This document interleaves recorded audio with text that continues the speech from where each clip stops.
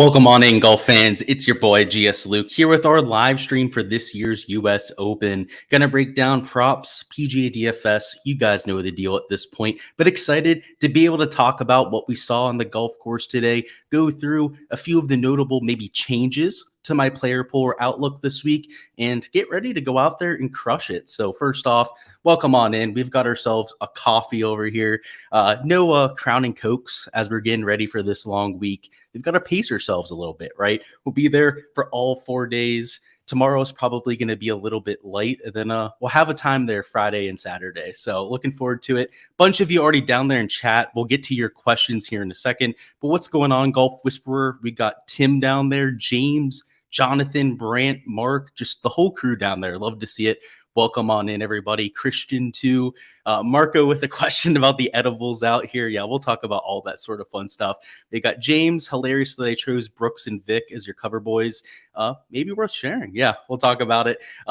Let's get them dollars. How's the weather? Yeah, weather today was a huge factor. So we'll talk about that right off the bat. In fact, right now, it's a marine layer day today. And tomorrow they're calling for another heavy marine layer.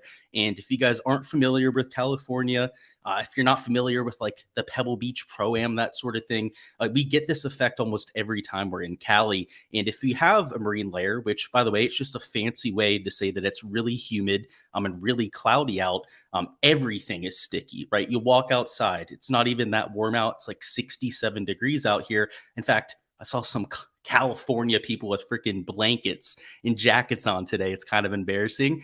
But you get sweaty, right? Because it's so humid out. It actually rained a bit today. You had a little bit of a downpour right around 9:30, 10 a.m. local time over here. And the course played soft. You had players backing up wedges 5 to 10 feet. You had actually Eric Cole go out there and dunk a wedge on hole number 10. I saw players on the hole number 11, 290-yard downhill par 3, hit iron shots and only have them roll out about 5 to 10 feet. So you heard stories all week, right, about how firm this course was. Well, it might have been a byproduct of the weather today, but it was not firm and fast today. It was soft. You could throw long irons and still hold greens, which is not what we're used to seeing at US Open. So you're going to see a lot of narrative out there, particularly from the media, that tries to hype up this course, right? Tries to make it seem a little bit more difficult than it actually is. And that's just that, right? It's hype, right? The media's job is to make people excited about golf so that they consume more content, watch more golf. And so that's exactly what they're going to tell you. On site, I can tell you, maybe wasn't as fiery. Some people were saying in the rough was a lot spottier than I think most of those experts were claiming too. You heard that it was Bermuda, right? That it wasn't very consistent. Well, that inconsistency, those bare areas were about 90% of the golf course. When you're offline, I'd say only about 10% of the course is covered by rough that's really penal at all. Most of it was like 1 to 2 inches long. It really looked like a Florida municipal course out there more than anything, not US Open type of rough. So if you're expecting this thing to be an absolute bear, right, especially Thursday and Friday, you're going to be sadly mistaken here. This is not going to be your average carnage kind of US Open. I know early in the week, I called for like 18 under par to wind. I've adjusted that down to like -10 to -12. I'm not as bullish on it. I think I was going a little bit overboard there on Monday, but Saturday, Sunday, I could see this place getting a little bit more difficult. I could see them firming it up, but after today, after the marine layer came through, literally some rain came down. It's not going to be that for Thursday, Friday. Even if they put the sub airs on, they put freaking fans on every green, they triple cut it, they triple rolled everything out there. They couldn't make it firm and fast tomorrow. It's physically impossible based on the weather that they've gotten. And we'll look at the weather forecast. You'll see that it's calling for pretty much the same kind of thing tomorrow. And unfortunately for the US Open setup, they're calling for the same situation on Friday. So if that ends up coming to fruition, you're going to see guys shoot. It's kind of hard to put a real number on it, but like 65 at the very least. You might even see like a 64, a 63 out there. You're not going to see the 61 that a Max Homa threw up. You're not going to get the Stuart Hagstead 59 that he allegedly, scored at this golf course in the past. But you're going to see guys take this place under par, particularly if they have their game on. Just based on what I saw today, the main defense of the course is off the tee. I thought it was more into greens, which is still there, right? Don't get me wrong.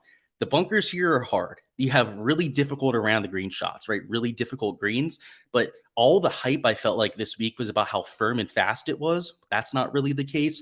And about how long the rough was or how penal that Bermuda rough is going to be. First off, hardly any of the greens on site even have rough around them. It's like 90% fairway areas, which is important to note. I think most people were like telling us that it was like 50-50. It's like 2-3 greens have legitimate rough around it, right? And like 14 or 15 of them have the shaved off fairway area. So I don't know. I feel like there was a lot of misinformation out there this week about the golf course. It's a brand new one, so I'm sure it wasn't on purpose, right? It's just people trying to do their best to evaluate it. But based on what I saw today, guys, like I don't know, it would be like an above average difficulty course on the PGA Tour. Like it wouldn't even be like an API level. I'm not sure I would even say it's like a Memorial level of difficulty. I felt like the greens were maybe the same firmness as Memorial, maybe slightly softer, if anything. And then the rough, of course, is a lot less penal than what you have down there at Bay Hill or up there at Jack's Place. So I don't know. The scoring average, I feel like is going to be a little bit better than what most people would like to see. We'll go through some of the comments now. We'll get into this weather, which I promised you guys that we would look at here at some point and see what we've got. Yeah, the media has definitely helped with the prop prices. Yeah, I think so too. And, for most US Opens, I think the prop pricing would be adequate, right? Particularly if it was like a Oak Hill or like a winged foot sort of setup. But I don't know. If players have their best stuff, I'll put it this way. When I try and like synthesize what I saw today, if someone has their best stuff, they're taking this place deep. They're going 6-7 under par. I can see how there are big numbers out there, but if you hit the ball well, you keep the ball like on planet Earth, you're not going to get into that trouble. Like it takes a really bad shot to get into the Barrancas, especially if you're playing strategically, right? You just like play to the bigger side of the green, you play away from like the big hazard. I mean, you've got to like smother hook something, or if you've got to slice something off planet Earth to get into that hazard. So I think you'll see some big numbers. I think especially, some of the lower tier players, you're going to see shoot like 80 over the first 2 rounds. But I would be genuinely surprised if like one of the big name players, especially someone that's coming into this event playing well, completely ejects themselves. Like they may make like a double or a triple, maybe even a quad bogey on a hole, but I don't see that snowballing into something worse. Let's see what we got down there. We got Holly down there who took an edible earlier and is feeling it right now. That's what the inside jokes were about earlier. I may or may not have stopped by a store myself. Ravi, have you heard anything about Cam Smith? Yeah, I saw the injury report on Twitter, but I'm not going to throw anyone under the, bus, Robbie, but that account that put it out, which I'm not even going to name on here. Again, I don't want to start anything, has been wrong like 5 times in the last month. So yeah, I saw that report, and if it were coming from anyone else but the place that tweeted it, I might take it seriously. But yeah, no, not from there. Had to go with the mullet look in LA for sure. I've been complimented like 5 times on it. People love the mullets out here.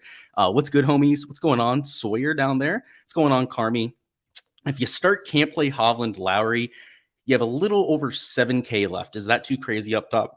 I don't think it's too crazy, right? Because you fit in 3 guys with decent win equity. No, I'm probably going to have a bunch of lineups like that too in Petrini. So the aggressive, especially at a major championship, if you're going to buy that win equity in the 9-10K range, you're going to pay for it. So I don't love the 6K range, but if you're willing to get down there, I'll definitely be doing so. Too much risk in Morikawa. Yeah, he's a good pivot if you're willing to eat the ownership concerns. I'm not sure if I am. Yeah, I like Mito. We'll look at the ownership here in a second. He's also getting a lot of steam. So like kind of like the opposite of Morikawa, right? He's super high owned. And I would say also relatively high upside, right? Like a Morikawa, except that he's lower risk. So that's why a ton of people are getting there. 3% Ju Young. Yeah, that's what I said. I had to jump over that. The Pac-12 had Max Homa. Yeah, he shot 61. You had Cantlay. He shot 62 that week. I believe there were a few other guys. I think Michael Kim went out there. He shot like a 64, 65. It's worth noting, though, Kevin, that the really good rounds happened round 1. When he went out there, I think it started on a Tuesday or a Wednesday. Max Homa shot the 61. And then over the weekend at the Pac-12 championship, everyone got eviscerated. They made the golf course like 10 times harder. So I think maybe set it up real easy on the first day. They went out there, they had those super low rounds, and they said never again. So yeah, keep that in mind with that. Do I have a favorite spot to watch? Not yet, because I was only there today, but I would say like holes 1 and 18, they run parallel to each other. They run in opposite directions. I liked that because it was flat enough that you could see the course. Feels like a Crown and Coke Wednesday. I wish. It's just a little bit of coffee in here. Yeah, I still got to get to dinner later on. It's over here. It's only 4:11 p.m. Everything's thrown off for me right now. It feels a lot later than it is. Let's see. Is it worse to play with Cantlay or after him? Oof. Probably after him because you're waiting on every tee box. I love Cam Davis. He's actually a value play for me. Do I think this will be the quietest U.S. Open in a while? Maximum 20K fans? Not sure. It looked like there were a good amount of people out there today. So I don't know, Mark. It might be. They're trying to make sure the course doesn't get torn up from what I heard. And if that means that I'm going to be able to see better out there, then all the power to it, right? I'm all for it. You're riding your homie Keegan. I could see it. Am I playing any Moronk? I'm not, but I like the play. Let's see. For sure helped with the props. Who are the cheap guys that everyone's playing? Mito, not sure about Michael Kim. Sam Bennett, it's only like 2.5% owned. So, yeah, Mito's the main chalky one. Russell Henley, getting some steam. I'd say Denny McCarthy's also getting a little bit of attention. In terms of like the middle 7K range, everyone's playing Ricky Fowler. Everyone's playing Bryson. I believe Justin Rose is like $7,700. Everyone's playing him. Yeah, we'll bring up ownership here in a second after we go through the weather. But yeah, there's quite a bit of chalk. -8 to -10. I could see it. I could absolutely see that, Jack. Honestly, I'm thinking they might get to like maybe -10 to -12 there on Friday. Like your leader after 2 rounds, if I had to guess, right, would be like -12. And then, yeah, like you said, it might just be trying to be even par from that point on. Which tour player finishes the tournament higher up? Reed Johnson or DeChambeau? DJ for me. I like DJ this week. Yeah, I kind of worry about that with Morikawa. Like back injuries aren't fun. So yeah, I'm kind of worried about that. Any no-name qualifiers? Nah, not that I saw, Chris. I saw Olin Brown playing. He's an older gentleman. He's in his, I believe, 50s at this point, maybe younger 40s. He hit the ball surprisingly well. I'll say that. But none of the amateurs. I don't think Brown's an amateur. Bet Michael Thor at 11 to 2. I could see that. I like the leading amateur kind of bet. Hell, he could even finish in the top 20, right? He finished top 5 at the Travelers. Chances, Phil Mickelson surprises. I like him this week. I like Phil.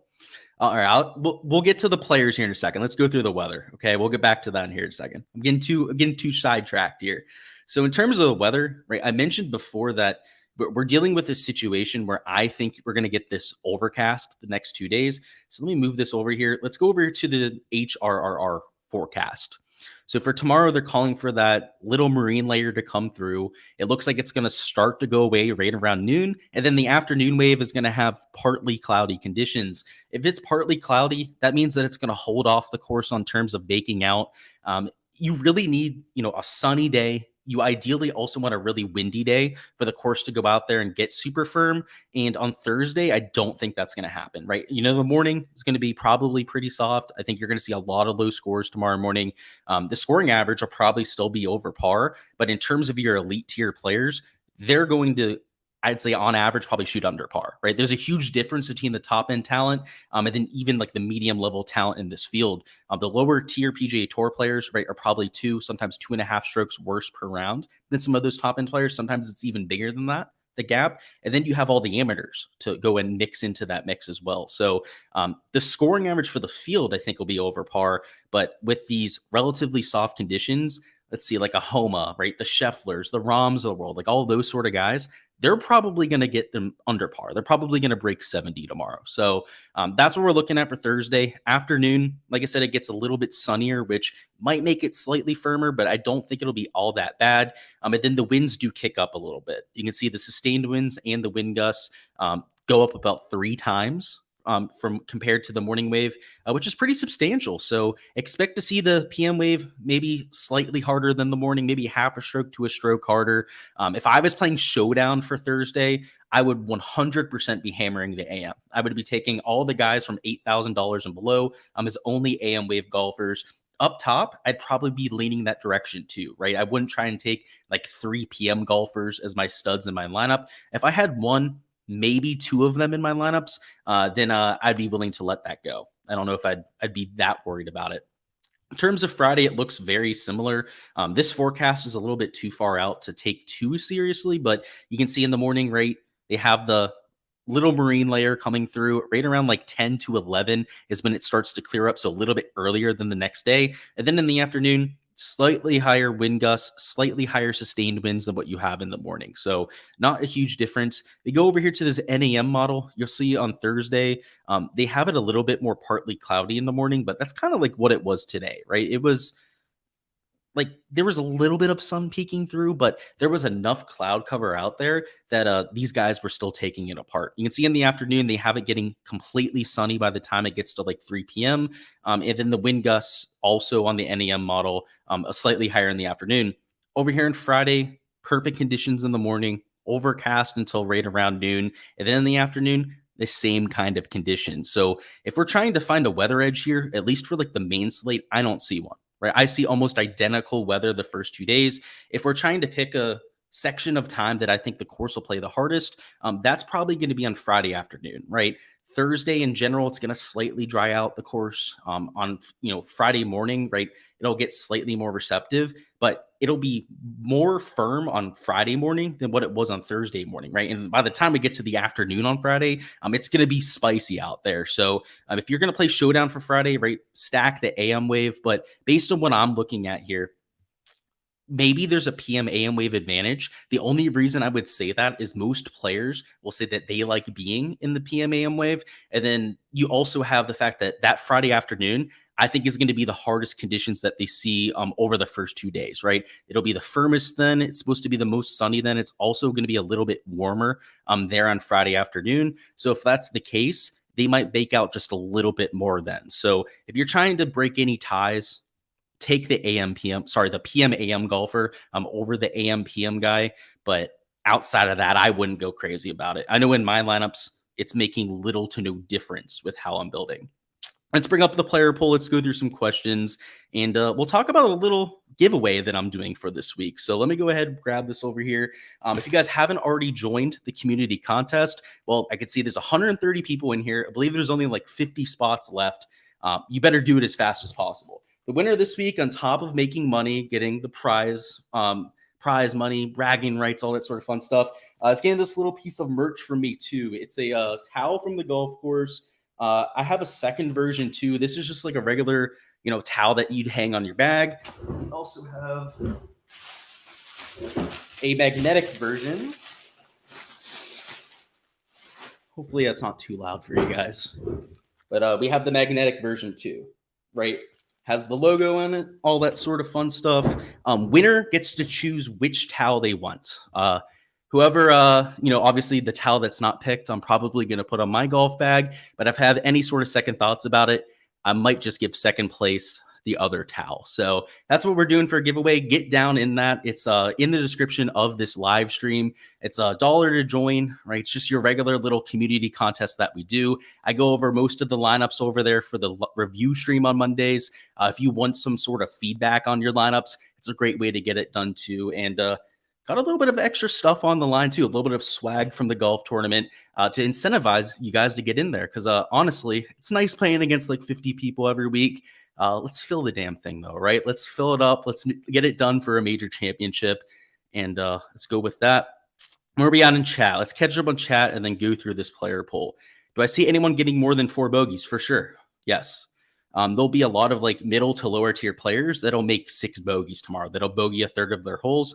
There's like 5-6 bogey holes on the golf course, right? To where, the 2 long par 3s that are nearly 300 yards. You've got a bunch of like 500 plus yard par 4s. So yeah, there will be guys that make more than 4 bogeys, but a lot of the elite tier players should be able to avoid that. How much longer can Eric Cole go? 12th week in a row on various tours and has played the last 36. He's a grinder down here in South Florida, man. He's used to it. Mini tour, they play every single week and they play for much lower stakes. They aren't making the kind of money that they are out here on tour. I can promise you, M. Petrini, that he is not worried about it. He's probably not tired one bit. The guy's getting paid millions of dollars, hundreds of thousands of dollars a week to go out there and play golf.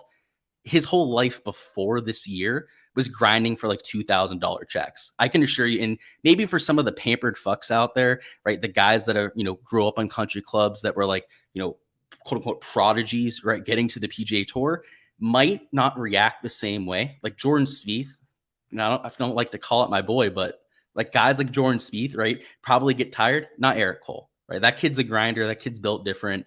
Obviously, I'm a huge Eric Cole fan. I'm sure a lot of you have probably gathered at this point, and it's because he's not one of those country club pampered fuck kind of guys. So yeah, I don't know. If it was somebody else, I might worry about it, but not Eric Cole. Do I see anyone? Yeah, we went over that. Where am I eating? I'm not sure yet, Mark. I got to figure it out. Preferably somewhere I don't have to make a reservation. So if you have any ideas for tonight, I'm always willing to listen. What do I think about Bryson? I hate the ownership, Carmi. He's a talented guy. I think he would be a decent pivot play, but at Oak Hill, where he was like 1-2% owned, he was actually even cheaper than he was this week. And I got to him then. I played him that week. I'm not sure if I want to play him at like 15 to 20% ownership, though. Hideki sleeper play. Yeah, the ownership. Let's see. What's his ownership? I've got him at 12.3%. I'm not huge on Hideki this week. I actually don't have him in my pool. But if you were looking for some sort of leverage, which I think the 8K range is a good place to find it, it's much lower owned this week than it is for most golf tournaments. Hideki would be a really good option. Now, there are a few guys around him that I like a little bit more. But let's see. Let's go Justin Thomas the whole way down to actually, we can include Cameron Young in this conversation. All of these players I have highlighted are pivots, right? They're lower owned than they probably should be. And it's all just because of the pricing, right? Everyone wants to try and take two guys up top. If you're not going to take two guys in the 10K range, most people are going to go out there, take one guy in the 10K, take one guy here in the bottom end of the 9K, and move on with their lineup. So that's the lineup construction that most people are going with, which honestly at a US Open is probably the optimal strategy, right? These top end players more often than not get the job done. But if you are trying to kind of mix things up, just take one of these 8K golfers and you pretty much get it done. And you can actually just take maybe one 10K golfer and then mix in two guys down there in the 8K range. And that would be a really good way to differentiate your lineup just based on lineup construction alone. So that's something that I noticed when I was going through ownership. I was going through some of the sims out there, trying to figure out where some of the people were going to land, is this whole range. And there's a few chalky pieces, right? Like Terrell Hans getting ownership. Like if you go the whole way down here to like Tommy Fleetwood, he's getting some ownership. If you stay away from those two players, everyone else is a pivot, right? Especially compared to the 9K range. I mean, like the average ownership up here is a solid 5, maybe even 6% higher than it is in the 8K range. And that's going to impact down low, right? Another, I would say, spot that it impacts is look at this like middle end of the 7K range. Like there's a few chalky pieces, right? Ricky Fowler, 18%. That's crazy, by the way. Siwoo Kim's nearly 12% owned right there. Look at the rest of them, though. They're all like sub 3% owned. A lot of them are sub 2, sometimes even sub 1% owned. There's like these dead ranges in the ownership because everyone's building the same way. Like everyone's taking two studs and moving on. So I don't know if I have the stones to fade that strategy because I think I agree with it. I like the top end players. I like trying to fit in two guys that have the top 5, top 10 in win equity. But hey, it's tempting. If you're trying to get leverage just based on lineup construction, it's real easy this week. One and done, Fowler or Clark. It'd be Fowler for me. I like him. I didn't see Kitayama at all. I did not. I saw like 30 golfers out there. I don't know. It's hard when you're at a practice round to see too many. I didn't go to the range. Actually, I couldn't find the driving range out there, so I'll have to do so tomorrow. But yeah, I didn't see him out there. I didn't see someone asked for Taylor Moore too. I was looking out for him for today. Didn't see him either. Is it true they're going to water the green in between waves? Not that I heard, T20. If you're getting that info, I'd love to see where, though, because that would be interesting. But no, I don't think they ever have T-Swen. To my knowledge, I don't think they've ever done that except at like Pebble Beach. Remember that one green that was like out of hand and they couldn't putt on it? That's like the only time that I can think that they've done that. Do you think this course creates a lot of potential bogeys? Yeah, I think there's a lot of bogey holes, but I think there's more birdie holes. So I think you're going to see a good mix of birdies and bogeys. Thoughts on Fleetwood? I think he's chalky, but a good play. So if you're Playing in cash, single entry, that kind of thing, I like them. I don't like them in GPPs, though. Don't want to eat that Fowler chalk. You'd rather play Rose, get different in the upper pricing range. Yeah, I'm not a huge Rose guy. It feels like chasing, huh? Like he's cheaper because pricing came out before the weekend, had the huge weekend last week. So now people see the price tag, they see how he played over the weekend and go, how couldn't I play the guy, right? So, like, I don't know. Like, if you're the ownership's the problem with Ricky, right? That shouldn't mean that you pivot to Rose, right? He's still 17% owned, right? He's still as mega chalky as Ricky, honestly. They're both mega chalk there. But yeah, I prefer Ricky, frankly. I just feel like if you're playing Rose, you're kind of chasing the last week performance, which you can do. I'm all for it, right? I do that a bunch too, but I don't know. I feel like Ricky's playing better. As the finishes would bear that out. Town Tizzle, lots of golf content to dive into, but definitely want to hear about how I'm enjoying California. It's a lot of fun out here, man. It's great weather. I enjoy when it's like in the 60s like it is. The food's great. There's a lot to do out here. There's a lot of places to enjoy. They have a weed bar down the street that I might have to check out at some way. It's like a place where you can order food and go out there and I guess enjoy like a joint if you wanted to, that kind of thing. I don't know. Interesting. California is an interesting place. I'll just say that much. Have you heard any injury news other than Colin? I have not. And I didn't see anyone that had any sort of brace on. Jooyoung Kim, Tom Kim, I'm sure he's probably still wearing the tape. Sahith Theegala, he's probably still wearing the tape on his arm. But yeah, they're probably good to go. I mean, if players are injured, it's so hard to really even hear about it because they have no incentive to tell anyone else. What percentage do I normally play your core players in DFS? About twice the field, Sean. Sometimes like 3 times the field in terms of ownership.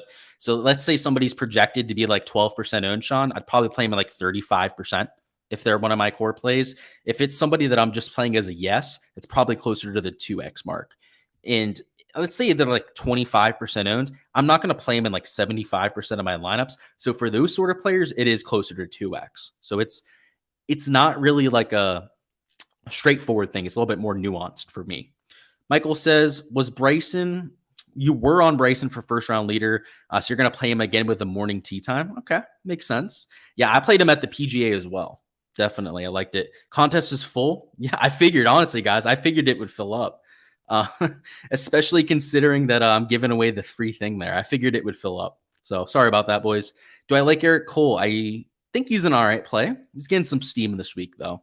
Thoughts on McCarthy for top 10? Not my favorite play. I don't know if his ball striking is enough for this course. I know it was at the Memorial, right? He nearly got the job done there. That is an outlier performance, right? I don't see it happening again. You shot 18 today. Okay, for 18 holes, you shot -1 for the first 9, plus 11 on the back. Dude, ain't that golf?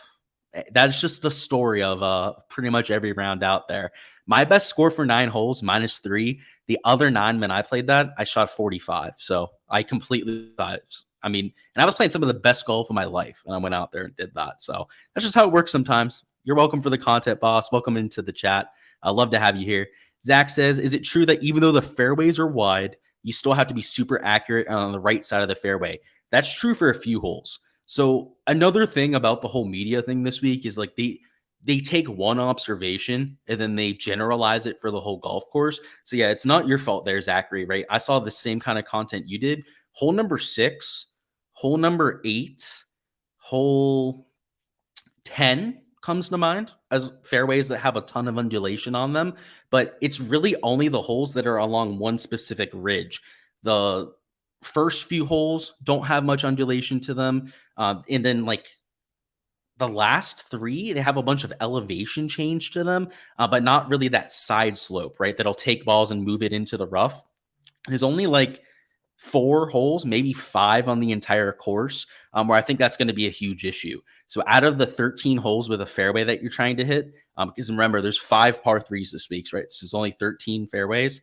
I'd say like 7, 8 of them are pretty straightforward. Now, there might be a little bit of elevation change to work with, but you're probably going to hit those fairways. Thoughts on Patrick Reed? I like him. I always like Patrick Reed at majors, though. That's kind of a rule I have, Branica, is that anytime Patrick Reed tees it up, when conditions are going to be as hard as they should be this week, I always love Patrick Reed. Do I see Day and Young getting a lot of bogeys? Maybe Cameron Young, right? He can get a little bit offline, but I don't know. I would rather bet on players from round one than bet against them. You're playing Keegan over Bryson and starting an afternoon slate. Yeah, I like Keegan too. I'm playing Keegan this week, so I'm there with you, Carmi. Pizzana, great pizza, Italian. I went there. I went to an Italian place for lunch today, Mark. So I'm probably thinking something other than Italian, if that helps. Do you use an AI for these projections? No, I don't. You think an AI is sophisticated enough to do golf projections? You're crazy. Mito or Bryson? That would be, oh, they're both chalky. I don't know. I guess Mito. Mito's a lot cheaper. I guess I would take him, but I don't love either one. Did I see the Michael Kim tweet? Yeah. What'd he say? He said like he'll think it'll be firm by the weekend. Let's bring it up. In case anyone didn't see it, I thought it was pretty helpful. I kind of disagreed with him, to be honest. I did read it earlier, and I don't know if I agree if I agree with him, to be frank with you, and we'll go through it. Let me find his tweet. I like that he went out there and said what he did. Let's just say that. All right. So this is what he said. I'm sharing my screen for y'all. Michael Kim, he said the greens might get crazy firm by the weekend. He knows how he said might. So that implies two things, right? That implies that they're not crazy firm right now, and that it's not 100% that they're going to get firm, right? So I want to point that out. A lot of people were like pointing that out, going like, oh, it's crazy firm out there. No, he said that they might get firm, which implies that first off, they're not firm already. Second off, that's not even a sure thing that they'll get firm. He said that the fairways were wide, but if you miss them, it's almost an auto layup. That I disagree with. I actually took pictures from out on the course. Let me bring those up. They're on my Twitter, actually. That I don't know. There's patches with good rough, and then there's patches like this that I'll show you guys. Let's see. All right, share our screen again. All right, so I threw a pine cone down and I stepped on it. Like I threw it in the rough, and I found like I'd say this is like an average thing of rough. This isn't the worst rough that they have on the course. I stepped on the pine cone and it looked like that, right? The bottom of the pine cone you can't see, but you can see like a good amount of it, right? Pine cones are pretty big, right? So, I mean, you should be able to see the pine cone, but you can pretty much see the whole thing. So, wanted to point that out. And then this was Abraham Answer hitting just off the fairway. So, Michael Kim said if you miss the fairway, right, that it's going to be an auto layup. He didn't lay up here. In fact, Abraham Answer hit it to 20 feet out of that. So, I don't know. That's what I think. I think the whole media thing this week, it might be a little overblown. Like, I feel like he said like what all these other parrots of the media said, and I just don't think it's that difficult. I'm not trying to talk shit about the media saying that they're like trying to mislead people, but they kind of are. They're kind of trying to like hype this thing up, right? Like it's kind of their job. He said the rough is no joke. I agree with that. It's no joke, but I don't think it's crazy. He's laying up on all 4 days on 6. That's interesting. I think most people are going to go for it. Michael Kim, right? He's a pretty good wedge player, so that might have something to do with it. You're going to see a variety of scores. I agree with that. 64 to 82. So he thinks you might see 6 under tomorrow. That's kind of in line with what I think. I think it might be 65 is the best round. It might be -5 that's leading after tomorrow, but he thinks that -6 might be out there. If your game's a little bit off, that bogey train is coming. Completely agree with that. These par 3s are absurdly long. Yep. And then he said something about a draw. I didn't notice that because I didn't walk every single hole. I saw most of them out there. I think I saw like 12 of the 18 holes. He says a draw off the tee is the preferred shot shape. I'm going to trust him on that, right? Because he's the tour pro, he's the professional out there. But I do have to say, some of the stuff he said, it feels like he's just trying to make it seem harder than it is, right? Because he said like the greens might get crazy firm, or the fairways are generally wide, right? So like I don't know. It's the same thing that all the people in like Golf Channel are doing, right? They're all they're all saying these like hypotheticals. Luke-alicious, oh boy, coming out here with that. Do I like Alex to shock the world? I like what you were doing there, or the last guy that I'm not gonna say. Yeah, Alex to shock the world. I thought that was funny. Who do you like for a first round leader? Max Homa. And the reason I say that, Todd, is he's going off early. And the last time that he went off early at this golf course, he shot 61. And it was the first day of that golf tournament, right? As easy as the conditions are going to get, maybe history repeats itself. That's what they say, at least. I was watching Golf Channel, and they showed Scotty miss 2 5-foot putts, and he was yelling at Ted Scott. You're probably reading into it too much, but who knows, right? Maybe he goes out there, he loses like 10 strokes putting this week. He's getting some ownership now. Early in the week, I had him much lower in terms of the projected ownership, but it'd be crazy to fade Scotty. Like, I don't know. I'll just tell you, I'm playing Scotty this week.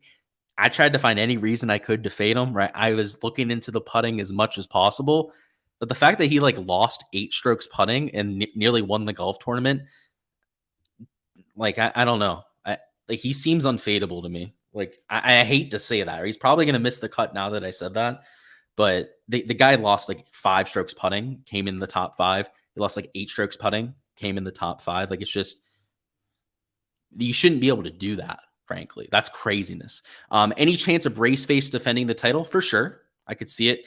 Can't see the core plays. They should be on the sheet. Rick Run said they were going to water between the morning and afternoon. Interesting. I haven't seen that or heard that myself, but if that's the case, then the PM wave is going to play easy too, right? If they're going to water the greens in between the 2 waves,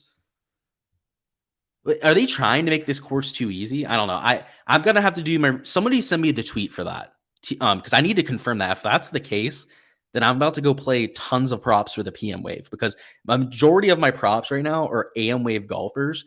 If they're going to water the damn greens in between the waves, they're going to torch it in the PM too. Like, I don't know how they think this course is going to defend itself if they're going to water the greens in the afternoon. Honestly, that's pretty stupid. If they're actually doing that, I know, as a golf purist, I find that ridiculous. What will you do? Will you or have you White Castled or went to In-N-Out? I've had White Castle before on the East Coast a few times, mostly Midwest, right? There's a few in the Midwest. I was up in like Detroit area for work sometimes. I went there, but I have been to In-N-Out before, not on this trip. I went to In-N-Out the last time I was in California. It's decent. I think it's a little overhyped, frankly. Don't kill me, you Cali people, for saying that, but it really is. Are you crazy for thinking Straka is the best value? I like Straka this week. I like him at a hard course. Do you see most of the mid-tier guys going over 71.5? If you're talking about like on the prop sites, I don't think there are any of the lower tier guys on prop sites. You got to keep in mind that on Prize Picks, on Underdog, they're only posting the top 25, 30 players in the world, right? So there's not really mid-tier guys for me. So yeah, no. I think a lot of the guys on both prop boards are probably going to go under their projections. Most popular 6K guy, let's see. Let's just look at the numbers. It's Sam Stevens. I can just tell you for a fact that's Sam Stevens. But what's his ownership? 6.6%. Sam Stevens. Yeah, that's tough for me to get to. I like the course fit, but I don't like him that much more than the rest of the guys there. Henley Chuchaki. Yeah, I'm thinking so. Like, what is he at? I got him like 10.1%. It's a tough scene, right? He's like twice as owned as Eric Cole, right? And I love Eric Cole. That guy is an absolute boss. Gains on bent grass. He's been playing better than Russell Henley. I don't get it. There's let's see, Mito Pereira, right? 10.4%. 11% on a Siwoo Kim. Like, I don't know. It feels like if you just avoid those pieces of chalk and then play whoever the hell you want outside of that, that's probably the move this week. Am I playing bombers? Seems like being long is a big advantage. I'm playing some bombers, Antonio. I'm much more worried about around the green play and then approach play. It'd be approach 1, 2 around the green. Being a bomber is probably like number 4 or 5 on my list. So yeah, I'd say it's helpful, but not that important. Preference on brand for clubs, TaylorMade for me. Love TaylorMade clubs. I play a Mizuno driver. I play a Scotty Cameron putter. My wedges are Callaway. So I have a completely mixed bag. I use whatever equipment feels the best. Some of it doesn't even, like, my Mizuno driver is like ugly as hell. I have drivers that look much nicer, more expensive drivers in my studio. Actually, so this is pretty cool. So after I won my first GPP, I set up a golf studio at my parents' place. I was still living there at the time, like 3.5 years ago, when I first finished college. And then I moved out, obviously. I'm over here in LA right now, but I moved to my own place. So I can go over there and I have a simulator set up. I have all my clubs and whatnot. Can do that. I like almost all brands, Jacob, though. I have to say, for drivers, I love Mizuno because of the feel of them. I heard they were going to water the greens in between waves. I don't know where that's coming from. I mean, I wasn't on Twitter all day today, right? So I may not have seen that, but just someone sauce me up a link to a tweet. I need to see it for myself. And I need to see it from somebody that is official, right? That like works with the golf course, because I can't really trust another tout. Do I think Day or Cam Young are going to go over, or you're just saying in general? Do I like Day or Cam Young? I like Cam Young. Day, very average on Jason Day. If anyone wants minus odds for the 2024 U.S. election, oh boy, he's trying to get some action down there. Smoking you some train wreck indica from a Vermont dispensary. Sounds good. I've never tried that. Sounds good though. Bar down sniper. Are the Bud Light refrigerators still full? They don't have any Bud Light at the course. They don't. I went and got a beer today. I got a Corona seltzer while I was out there, and no Bud Light. Interesting, huh? Max Howell, thoughts on Sam Bennett, or is there anyone below him? Yeah, there are a few guys down there I like. I'll give you one. Right, I have most of my player pool, exited off on here. Gordon Sargent. I played him at the Masters. The guy sucked, right? Completely went out there, didn't do his thing. He's 1.4% owned. No one's going to use him at this golf tournament. He was nearly like 10% at the Masters, if you guys remember. And I don't know. He made a shit ton of birdies at the Masters. He showed me upside, right? The kid, though, horrible around the green, and he was not a very good putter. So he's probably missing the cut. But if he doesn't miss the cut, the guy is just going to make so many birdies that it might not matter. But yeah, there's actually a bunch of guys down here like Paul Haley, right? I can't give you every guy I'm getting to, but yeah, there's at least 5-6 guys down at the bare bones bottom of the board that I'm 100% playing. Let's see. Is Keegan a good pivot? I think so. I think so, Christian. That's the pivot that I made myself. Michael Kim or Kurt Kitayama. I like Kurt Kitayama. That'd be my pick there. No sun out here this weekend. You live 10 minutes from the course. Yeah, I was out there today for sure. No sun today. It's supposed to be like mostly cloudy tomorrow and then on Friday. We'll have to see about Saturday, Sunday though, Dennis. It's looking like it might be a little bit more sunny then. At least I think the golf gods are hoping so at very least. You've heard multiple people talk up Putnam. Ew. No, thank you. Disgusting. That's all I can say. I'm sure they're looking at like some of his form from the year. Like he played decently towards the beginning of the year, but like what's the guy done of recent, right? I actually don't know. In fact, let me not just shit on the guy. Let's just bring it up, right? Let's at least do some sort of due diligence on it. All right, so Andrew Putnam. Oh, that's right. He finished 5th. Okay, that's not so bad. T29, was that the PGA Championship? No, it was the Charles Schwab. And then he missed the cut at the PGA. Yeah, he's probably missing the cut again, man. I don't know if I can get there on Putnam. Where do I think Homa realistically lands on Sunday? Given he makes the cut, I think he'd get himself into contention, man. So like if I had to give you like a projection, he probably finishes top 20. He has upside though to top 5 or win. Favorite play under 2% ownership. Alex Noren Monday. I'm a crazy mofo. I'll play a guy like Alex Noren. He's sub 1% owned. You're playing old man Phil? Me too, Carmi. We are still far away from fully automated warehouses. Probably have another 30 to 40 years until it's AI predicted. Yeah, honestly, the AIs they have out now, most of them, right, are just language models, right? AI, by the way, can be used for just about anything, right? It's just a predictive algorithm, essentially, just a set of predictive algorithms. The ones they have out now are freaking language based. They just predict like the next few words. That's why when someone said, "Did you like make your projections with AI?" It's like, what the fuck are you talking about? Like what? What does your card look like? I bet all 4 of my core plays. I made it real simple this week. I haven't added anything on top of it as of yet. I'm probably going to do some live betting though, Todd. I'm thinking that probably like Friday afternoon is probably going to be like the perfect sweet spot to go out there and do some live betting. That's the way I'm taking it. Any amateurs? I do. I like myself some Gordon Sargent. Thoughts on Harry English? I like him as a GPP play. You're on the right sort of track, high upside player. In and out the best bang for your buck. You always know what you're getting. Made it sense. Yeah, I could see it. The thing is, he's on the course and he has a media pass, like actually in the media center. He's probably correct about it. I need to see like an official tweet about it though, right? Like, I don't know.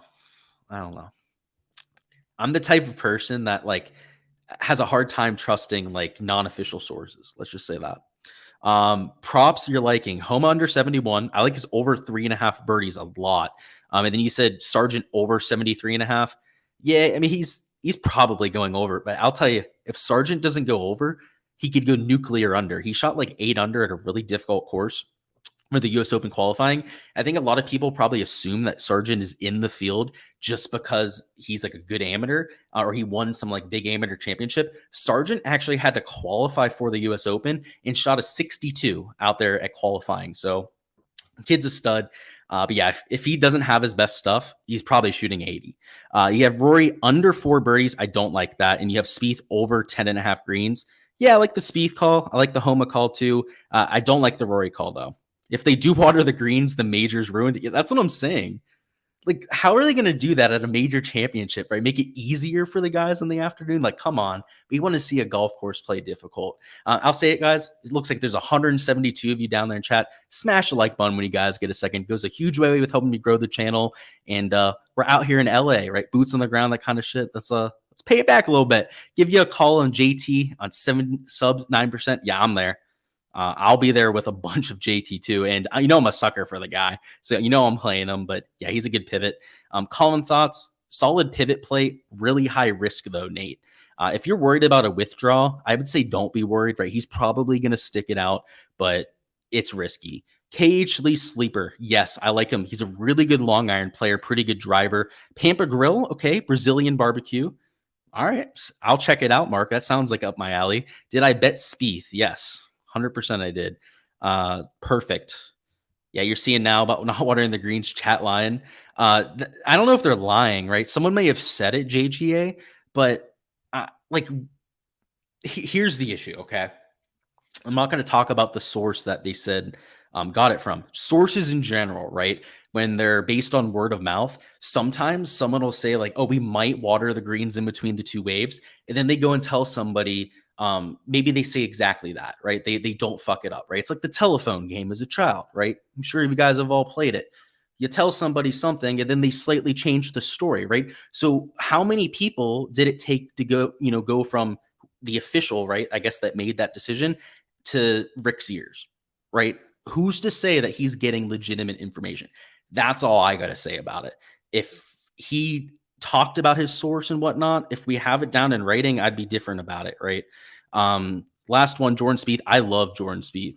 They want carnage. The watering of the greens could be media banter. That's what I'm saying, man. I don't understand that. Luke's gonna hook you up with that US Open piece of apparel. Yeah. Hey, you got to win the contest, Moss. You got to go out there. You got to earn it this week. Lies on watering, no chance. That's what I'm thinking. Thoughts on Sunset Boulevard? Hell of a busy street. I'm off of Santa Monica Boulevard over here at the Airbnb, and it's busy over here too. Thoughts on Thor? If you're going to go with an amateur, I like him. Honestly, him, Sargent, Sam Bennett, throw them all in the same bucket as high upside guys I like. Have you ever seen the tweets about the round 1 pins? I haven't seen them yet, Antonio. Don't think they're out yet. What about Chris Kirk? I think he's a decent driver, which I think is favorable for this kind of course, right? Considering how the course is playing soft, would you think they've had hard pins to level it out? They might. They might make the pins a little bit more difficult, but you got to remember, right? It's before the cut. You have amateurs in the field. You have all these like qualifiers in the field. You have a lot more players to finish the round. They have to, and pace of play has like already been quoted as being an issue at this golf course. They don't want it to take all day, right? So I almost feel like they're okay with it being kind of easy the first 2 days, knowing that first off, you have a lot of lower tier players out there. It may speed up play a little bit. And then they know on the weekend that they can just, screw with them if they want to, right? They can use all the really difficult pins. It should be firmer by then. It's hard to say, Martin. I kind of feel like they might play it pretty neutral tomorrow. I don't know if they're going to make it hard or easy. Maybe they have some easier pins Saturday when the sun and course is firmer. I don't know if they're going to do that, man, because they're going to get all the shitty players out of there, right? They're going to do their cut line.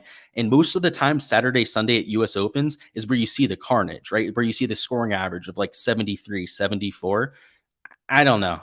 I don't think so. You'll be out there Saturday. Sweet. Come say hi, man. I'll be all over the golf course. Tweet at me where you're at, and I'll definitely come through. Haven't heard anything about Tony Finau. Yeah, he'll be low owned. but I kind of get why he's low owned. Maybe not the best form coming in, right? Hasn't been a really good putter. Thigala said he's played the course 30 times. I think it does, Antonio. And I like him besides that, right? Regardless of that. Watering in the greens doesn't happen during a round. They're saying that must be new guys. Yeah, I agree. But because how are they going to do that? Like logistically, they have players going off of both nines, and then the next wave will start while there's still guys on the course, right? There'll probably be guys on holes like 5, maybe 4 or 5 of that 9 when the next wave is starting. What are they gonna like? How are they gonna water the greens? I don't get that. Everyone's saying the place is gonna be bad, especially on the front 9. Yeah, I think the front 9 is probably gonna play at least a shot under par. I do think the back 9 is going to play a shot over par, though, at least. Does major equal more novices on DK? Yeah, I would say it makes it more top heavy, right? Like you want more of like the top end of the 7, more of the 8K guys. You're asking if you should go with more atypical builds. I think if you're playing cash, if you're playing like single entries, that kind of thing, I think you want to be more balanced about it. But like in large field GPPs, I always like the more atypical builds. Brooks, I can't argue with that, Mark. I'm playing Brooks this week. That's for damn sure. I'm not staying away from him. I played him at the Masters. I played him at the PGA. Damn sure playing him this week. Overs on birdies for Koepka, Matsuyama, Han, and Hovland. Yeah, I got Koepka when he was at 3.5. So imagine that, right? That was easy money then. Thoughts on Lowry? I like Lowry. Good driver of the golf ball. Solid approach play of late. All right, guys. Now let's go through some prop stuff. So if you have any lineup construction questions, feel free to go ahead and let me know and whatnot. But we're going to try and focus on some prop stuff now, just for the sake of time. We've already gone 50 minutes in. And I know a bunch of you out there are chomping at the bit for some prop stuff. So in terms of props, I know we didn't do a video this week. A lot of my exposure is already set. All of these guys at 4 birdies, I took when they were at 3.5. So I got their overs, even with the difficult course, right? Especially if you get offline, like you might make doubles and triples, you're going to see a bunch of guys make like 5, 6 birdies. You're going to see a bunch of guys go out there and score on the easeable holes. You have 3 par 5s, you have 2 drivable par 4s, you have 2 really short par 3s, and then you have 4 wedge par 4s. So that's all in all going to play, I think, to a birdie average of at least 3, which you may go, oh, only a birdie average of like 3. You got to remember that's counting all the shit players, right? These are all the top 20, top 30 players in the field, right? So if you had to get an average for the guys on the board, I'd probably say the average for the guys like on Prize Picks is probably going to be like 4 birdies. Significantly higher, right, than what you're going to see for the field, which means even these lower tier players, I would lean on their overs. I would not take unders, right, for some of these lower tier players. The ones that I would actually play in cards, though, right, are the guys at the top of the board, right? Your best birdie makers that are left at 3.5 birdies. Unfortunately, a lot of the guys left on the board are PMT times, right? The reason why? Well, these guys in the AM wave, right, that I took, like a Scheffler, right, a Rom who was at 3.5 birdies, a Xander Schauffele, right, who was at 3.5 birdies, all got bumped up. Hovland too, right? It was another AM wave golfer that I took at 3.5 birdies. They've already gone moved, so there's not as much value on the board now. My favorite prop that's left is this Max Homa over. I really like him at that number. He's an AM wave tee time, also has experience at the course. If I was going to mix in somebody else, like, I might just take PM Wave Jordan Spieth, right? I know he's playing in the PM Wave, but the winds aren't going to be that bad tomorrow. And this is a really, really good course for Jordan Spieth. So, like, I think in general, the best props that you can take at this point are probably overs on birdies. Let's see what they've done with strokes. Have they moved anything? Doesn't look like they have. Yeah, it's very consistent. I don't know. I would probably avoid strokes. Like, if your player goes out there and makes a quad tomorrow, like, you're just going to be very pissed off, right? You're just going to get tilted because they lost their whole entire round because of one hole, right? The way to avoid that is to take these birdie props, right? If somebody hits a quad, right, hits a ball into the canyon or something like that, that's not going to affect this, right? It just takes away one hole that they can make a birdie on. So early in the week, I did take a bunch of unders on strokes. Those were mostly over here in Underdog. But that was before the birdie board dropped, right? That was before I saw some of the value that we had. Over here in Underdog, right? If you were late to the party, and over on Xander Schauffele makes quite a bit of sense. They still have more Kawa at 3.5 birdies. You could take him. Let's see, Max Homa, right? He's over here in Underdog as well, right? You could add him. There's still some birdie props that you can take. Let's see, what's Max Homa? I mean, sorry, not Max Homa. Justin Thomas over here in Prize Picks. Is he even on here? Oh, he is, right? He's at 3.5 birdies. Let's go ahead and take Jordan out. Let's throw Justin Thomas in there. Like, that'd probably be my top two over there in Prize Picks. I know JT's not playing that well, but again, I think the average for these guys is going to be like 4 birdies. The guys in the morning wave, it might even be closer to like 4.2, 4.3 birdies. So that's solid value. And then let's just do that. Let's take the Xander and Morikawa over there, right? So we're not like doubling up on the props on both sites. For the sake of the stream, we'll go with those two slips. If you're going to take PM Wave golfers, you should probably just wait, right? I do think conditions might be slightly harder in the afternoon. Plus, you can just get the data from the morning, right? There's no reason to overextend yourself early on right now. Just wait, see how the course is playing tomorrow morning, and then act appropriately, right? Change things up where you need to. Let's see, which, if any, 7K chalk is worth eating. I'm eating the Ricky chalk, but frankly, I don't think any of it is really a good chalk. I think a lot of it's stuff that you should probably fade. They watered the greens before a wave last year when Rory was in the PM. Interesting. You're saying for the Canadian Open? Yeah, I feel like they might do it if they have to, but I don't know. I kind of find it hard to believe. Could I go through your thoughts on Ekro as a low end play? And you said you just joined the Patreon. Well, first off, welcome, Jacob. Love to have you as a part of the family. But thoughts on Ekro as a low end play? He's playing well coming in. You know, now that I'm thinking about it, I kind of wish I was on Ekro. Let's look at the recent form.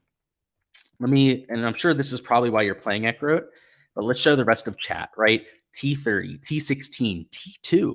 Wow, right? T64 finish. He's obviously getting a lot more consistent. And let's take a look at the shots gained metrics. Well, he's 7K. Should make him a little bit easier to find. Gaining off the tee, gaining on approach, and a damn good putter. Yeah. And what's his ownership? What do I have him at? I'm probably not going to play him myself, but like, I kind of wish I was now. He's a good bent grass putter. He's hitting the ball well. He's 3% owned. Oh boy. I might add him to the pool. What's the reason not to play him, right? He's only 3% owned. He's hitting the ball beautifully. He's putting it well. He's good on bent grass. I mean, I think you just sold me on him, man. I think I'm adding him to my pool.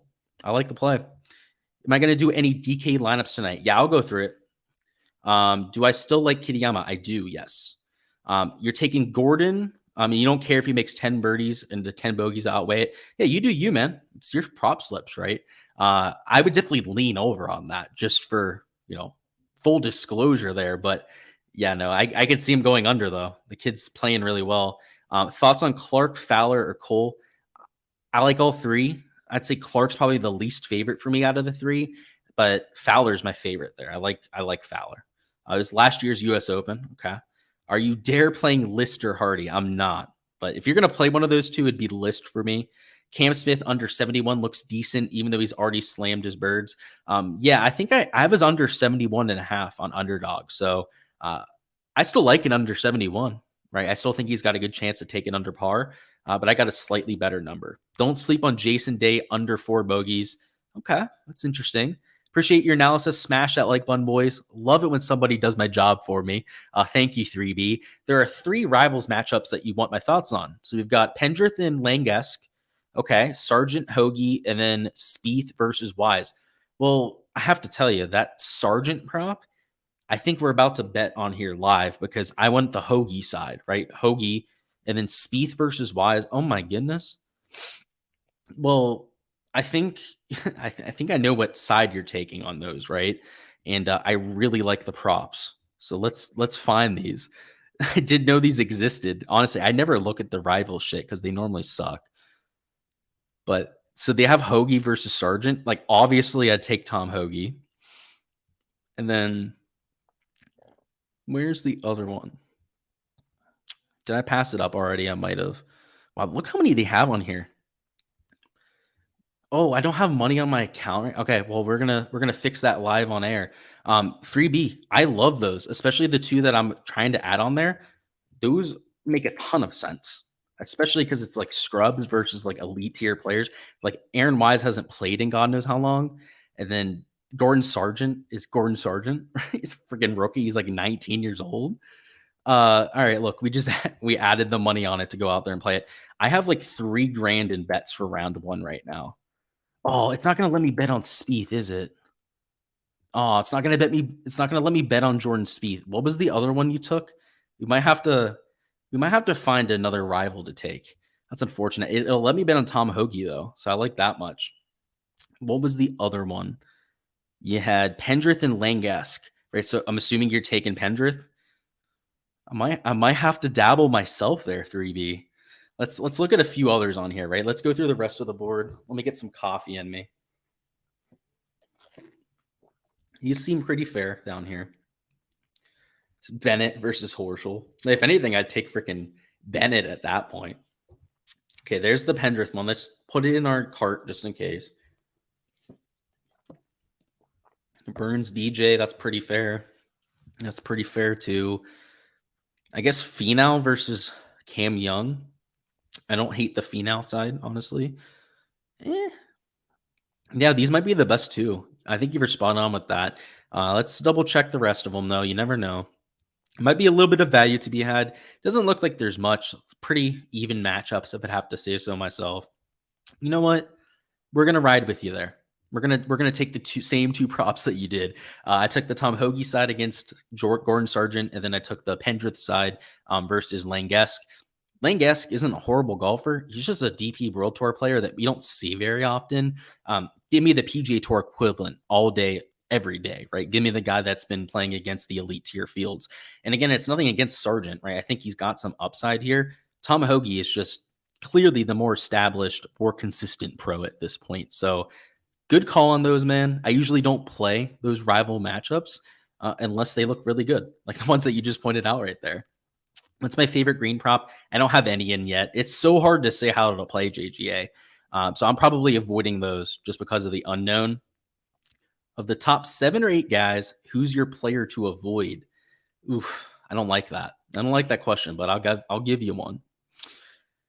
Oh boy. I hate that question, by the way. Because there are guys I'm just not playing up here, but I almost don't want to give them all away. I'll give you one, okay? Xander Schauffele. Call me a hater. Call me whatever you want. I think people are just steaming this guy up way too much this week. Like, he's been playing decently of late. Don't get me wrong. I don't think he's been the god that people are treating him like. So I guess it would be Xander Schauffele for me. But honestly, if you really liked Xander this week, then play him. I understand it. What's going on, Mark? Can't wait for this week. Yeah, me too, man. Should be a lot of fun. Core plays for a 3-entry max. The core plays that I have on there. What's Forbes up to? He's down in South Florida. He's chilling, doing his thing. Love the guy, but Billy Ho might shoot 80. Completely agree. Good guy, though, for sure. Class act. Thoughts on head-to-head Colin versus Homa? I like the Homa side of that, Antonio. Thoughts on Thigala, Munoz, and Messner? So you're talking about just for DFS? I like Thigala, but Munoz and Messner maybe a little bit too much. You like Morikawa and Rahm? I do like Rahm. Morikawa, if you're really trying to differentiate, I couldn't talk you off of it. I love you, man. Been winning a bunch of money bouncing ideas off of you. Let's have fun out there. Absolutely. And you're saying those will be pulled? I agree. I think the Sargent one 100% will be pulled. Like 1,000% will be gone. Thoughts on Hadden at 71 and Fowler at 3.5 birdies? I like Fowler at 3.5. Not the perfect tee time though, right? Isn't he a PM wave tee time? If he is, I mean, that's not great, but I don't know if it kills his chances. Yeah, he's a PM. Actually, no, he's AM wave. I like it too. Yeah, you could add that in. Makes sense. One and done, Cantlay or Smith? Smith for me, because you're going to get a little bit different there. Who's the donkey of the week? It's Xander Schauffele. And cook up a 5-man and Underdog. Check out the Patreon, man. There's I'm not going to show you the props that I've taken, but I'll show you the slips that I have in, okay? And if you want these, you can go on the Patreon. Right? I got to keep something behind the paywall.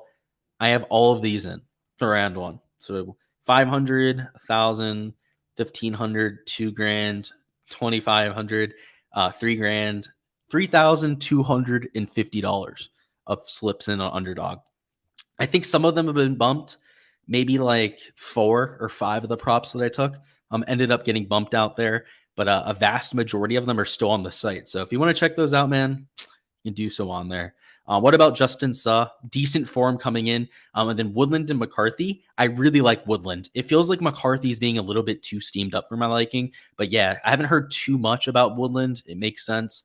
Who are your favorite 3 live players? So it's easy for me because 3 of my favorite players left for live. Brooks is my favorite live player. Cam Smith is my second favorite. And Dustin Johnson is my third favorite player. I know it's the 3 best players on live.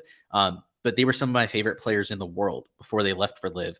Bryson's up there. He's probably number 4 for me. I really like Bryson. When he won the US Open, I was like the biggest Bryson fan ever. I was like fanboying for him, kind of like I do for Jordan Spieth.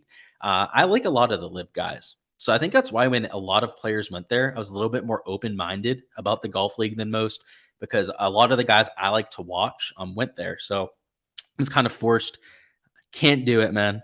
What groups are you following? I'll probably follow a few, but I'm thinking John Rahm for a little bit. We'll probably get with Scotty Scheffler for a little bit. Should be fun. J-Day and Michael Kim, not my favorite plays. I like Victor Perez, and don't lie, I love Patrick Reed. Yeah, I do like Patrick Reed this week. That's I think he might win the golf tournament. Like, it would just be such a huge FU if he went out there and won this thing that I think it's possible. If I was going to look at like green regulation props, guys, if you're going to do anything here, like take props of the same direction, right? And now I'm not doing this, and I'm not going to do this before round 1. But if you're going to do anything here, right, just like take 6 random golfers, or 5, 6, whatever you're going to do, just take them all over. Or take 6 golfers and you take them all under. If you do just 5, maybe you can find a DNP from another sport like CSGO, a soccer DNP. Maybe it's an MLB DNP for somebody that's not actually in the starting lineup. And then you can get a regular payout 5-man, right? So like, let me just show you, right? If we took all overs here, right? Prize Picks is only going to pay you 7.5x, right? So that's less, right, than a normal 5-man card.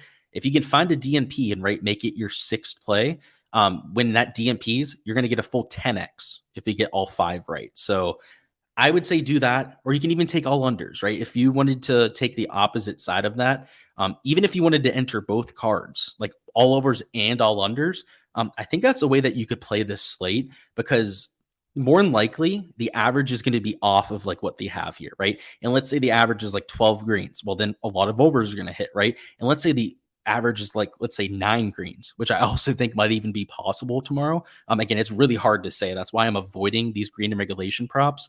You might be able to hit one of these 5-mans, or at the very least hit like 4 out of 5 in one of the 5-mans. And it was worth at least taking a shot on. That's what I would do for greens regulation. Like if you had to enter something for it, but it's not my favorite. Hadn't BOBM. Yeah, I'll look at it for you.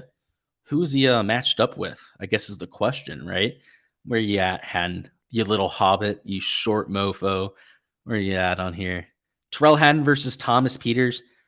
Yeah, if I was going to take a matchup, that seems like a decent one.